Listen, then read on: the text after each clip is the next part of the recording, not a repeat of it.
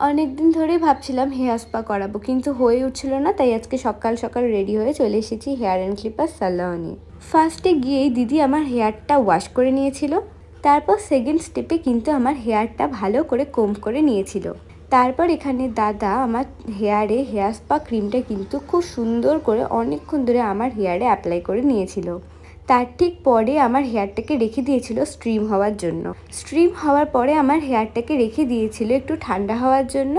আমার হেয়ারটা ঠান্ডা হতে না হতে দিদি আমাকে নিয়ে চলে গেল হেয়ার ওয়াশ করানোর জন্য। আর হেয়ার ওয়াশটা কমপ্লিট হওয়ার পর দিদি ফার্স্টে একটা টাওয়াল আর সেকেন্ডে হেয়ার ড্রায়ার দিয়ে কিন্তু আমার হেয়ারটা ভালো করে ড্রাই করে নিয়েছিল।